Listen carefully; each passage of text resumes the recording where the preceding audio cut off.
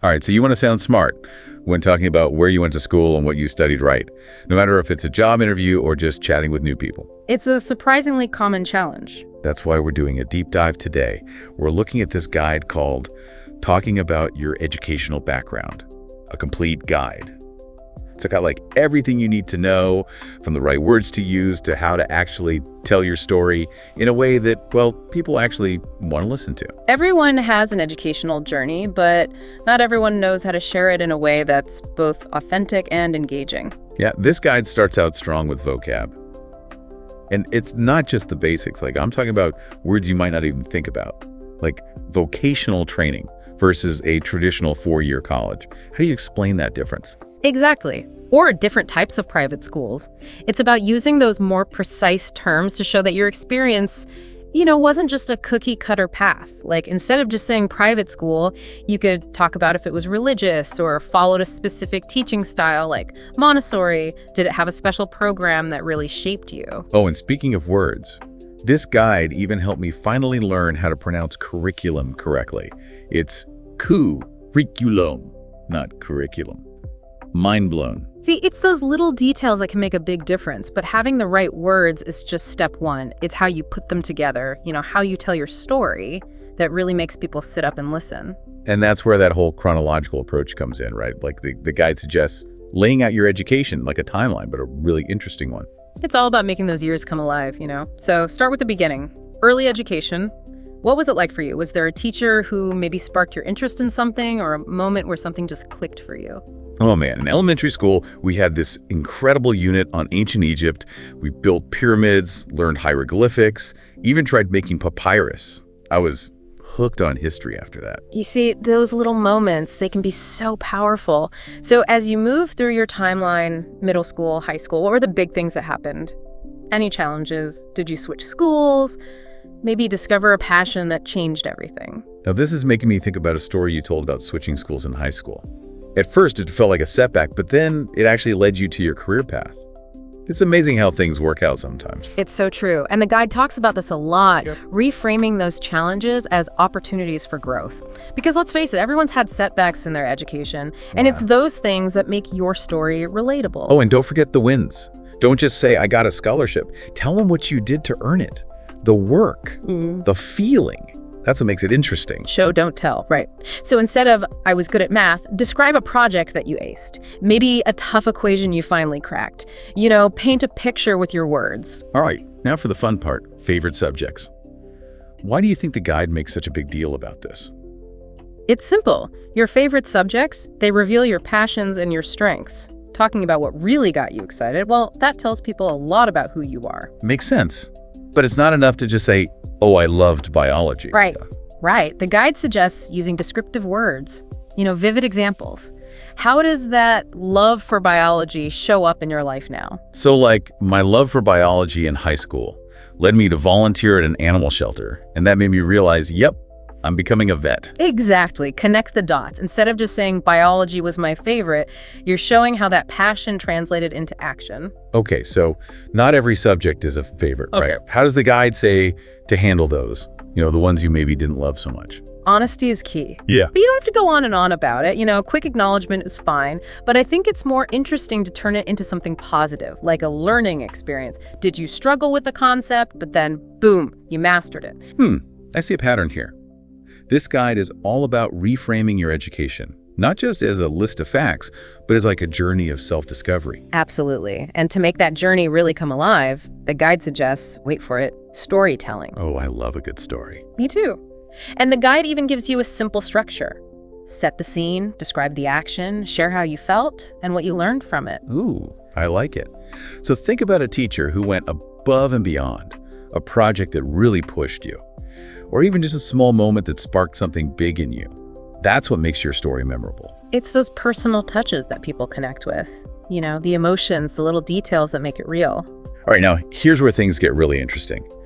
The guide reminds us that our educational experiences, they're personal, but they also exist within a bigger picture, a global one. It's easy to think everyone's school experience is the same, but that's so far from the truth. School systems around the world, they're all different. From when kids start school to how important exams are, even how grades work, and holidays. Wow. I never realized how different the American system is. All that focus on high school, college applications, and standardized tests. This guide even mentions Finland, where kids don't start formal schooling until they're 7, and Japan, where high school is only 3 years. See? Fascinating, right? And the guide encourages you to point out those differences. Like, in my country, we have a huge exam that determines if you can go to university. Totally different from how it works here. Shows you have a global perspective. So much to talk about. We've covered vocabulary, storytelling, even global differences. But let's get practical. What are some of those ready-to-use phrases the guide gives? The ones that make you sound like a pro.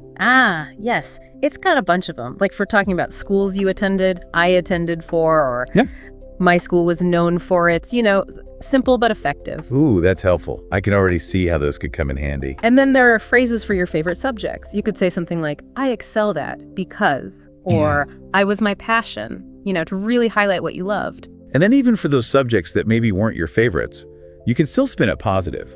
Like, while I struggled with, it taught me. Exactly. Always focus on the takeaway. Even if it wasn't your favorite class, you still learned something, right? I'm already feeling so much more prepared to talk about my education now.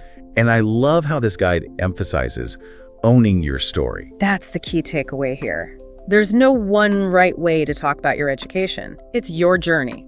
Find your voice, embrace what makes your experience unique, and share it authentically. That's what people connect with. I love that. It's not about being perfect or sounding like a robot. It's about being real, sharing what you're passionate about, and letting your personality shine through. Couldn't have said it better myself. And that leads us perfectly into the next part of the guide, where we actually start putting all this into practice. So how do we actually put all this amazing advice into practice? Turn this knowledge into a story people actually want to hear. Well, the guide has these really cool exercises, practical stuff you can do to start building your narrative. The first one is all about creating that timeline we talked about, from your early days in school all the way to, right now. But it's not just about listing schools and dates. It's about those key experiences that shaped you. Like a roadmap, but with all the exciting detours and those unexpected turns that make your journey unique. Nice detours. They're often the most important parts. The guide even says to highlight those moments that might have felt small at the time, but looking back, they actually changed your direction. Maybe a class, a conversation with a teacher, or even a setback that made you rethink your goals. Yeah. It even talks about those gaps in your education, like if you took time off of travel or for personal reasons. And instead of seeing those as like a negative, it encourages you to view them as valuable experiences, stuff that made you grow and broadened your perspective. Exactly. It's about owning your whole journey, not just the traditional milestones, those less conventional experiences. They often show resourcefulness, adaptability, a willingness to learn outside the classroom, Those are huge assets. I love that. Reframing those so-called gaps as strengths. And speaking of strengths, let's talk about those favorite subjects. The guide really wants you to dig deep and analyze why those subjects grabbed your attention. Like how they influence your interests and what skills you still use today because of them. It's about going beyond the surface, like if you loved history, was it the stories themselves, the research, or maybe those analytical skills you developed? Do those skills show up in your life now, at work, in your hobbies, how you approach problems? Wow, I never thought about it like that. It's like taking those subjects out of the textbook and seeing how they've become a part of you, who you are now. Exactly. You're showing that long-lasting impact. And remember, use those vivid words, those specific examples. Instead of just saying, I was good at writing, describe an essay you poured your heart into, a poem that moves you, or even a time when your writing helped someone else. Those details, they make all the difference. And speaking of stories, that's what the guide dives into next, right? Crafting those unforgettable learning experiences. This is where the storytelling magic comes in. The guide gives you prompts, like a teacher who made a difference, a project that pushed you outside your comfort zone, an event that sparked a lifelong passion. And then you set the scene, describe what happened, share your emotions, and wrap it up with the impact it had on you. Turning those school memories into mini movies, basically. Yeah. But ones that show not just what happened, but how they changed you, right? The best stories, they're often the ones that reveal something about ourselves, our values, the lessons we've learned along the way. It's not about bragging or being perfect. It's about being real, letting people see your journey, bumps and all. So we've covered building a timeline, understanding our passions, and creating memorable stories. It's like a master class in turning our education into something people actually want to hear about. And the guide reminds us that this is a journey, an ongoing one. As you keep learning and growing, your story will too. It's all about reflecting on those experiences, finding the connections, and sharing them authentically. And on that note, I think it's the perfect time to jump into the last section of the guide, those ready-to-use phrases. It's time to give our listeners the language tools they need to bring their stories to life. Okay, so we've got all this great advice. We know how to structure our story. We've got our timeline, favorite subjects, and those memorable moments. But what about the actual words we use? That's where the ready-to-use phrases come in, right? The guide's got you covered. It's like having a cheat sheet for sounding smooth and confident when you're talking about your education. Yeah, I love that. So what kind of phrases are we talking about here? Give us the good stuff. Well, it starts with, how to talk about the actual schools you attended. Instead of just saying, I went to XYZ high school, you could say, I attended XYZ high school, which was known for its amazing music program, or I chose XYZ high school specifically for its super competitive debate team. They already sound so much more interesting, It's right? so- Those little details, they make a huge Oh, difference. that's all about painting a picture. And then you've got phrases for talking about those favorite subjects we were gushing over. Like, I always excelled at math because, well, I loved the challenge of solving tough problems. Or history was my passion because it let me travel back in time and see the world through different eyes, I love how those phrases encourage you to not just name the subject, but to really dig into what you loved about it. And hey, even those subjects that weren't your absolute faves, you can still talk about them in a good way. Yeah, totally. The guide's got you covered there too. You could say, while chemistry wasn't my strongest subject, it taught me so much about sticking with something even when it's hard, and problem solving. Or, I struggled with English literature sometimes, but I really appreciate how it opened my mind to different cultures and ways of thinking. It's all about finding those silver linings, Yeah. right? Even in those classes that maybe weren't your favorite, you still learned something. You got it. And then, of course, there are phrases for those amazing learning experiences, the stories that really bring your education to life. Okay, hit me with some examples.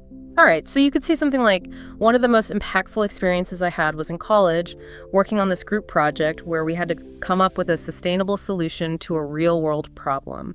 Or, I'll never forget this time in high school when my history teacher took us on a field trip to a museum, and it was like, suddenly, history wasn't just words in a textbook anymore, Wow, those are good. It's like these phrases, they don't just help you tell the story, they help you remember those moments, those little things that really made a difference. They do. And the guide even suggests practicing these phrases, in different situations. Talk to friends, family, even record yourself. It might feel a little weird at first, but the more you do it, the more natural it'll become. It's like anything, right? Yeah. Practice makes perfect. And, as we wrap up this deep dive, I'm just thinking about how much more there is to talking about our education than I ever realized. It's not just dates and degrees. It's about the impact, right? Those experiences that shaped who you are today. It's about finding your voice and sharing your journey in a way that resonates with others. And that's what I love about this guide. It's not about trying to impress people or sound like you have all the answers. It's about recognizing how important your education is and using it to connect with others on a deeper level. Exactly. So as you go out there and talk about your education, remember to be yourself. Own your story, be proud of your journey, and share it with passion and honesty. You never know who you might inspire. And that brings us to the end of our deep dive into talking about your educational background. We hope you've gained some valuable insights and feel ready to tackle any conversation about your education with confidence and, well, a little bit of flair. Keep diving deep, everyone.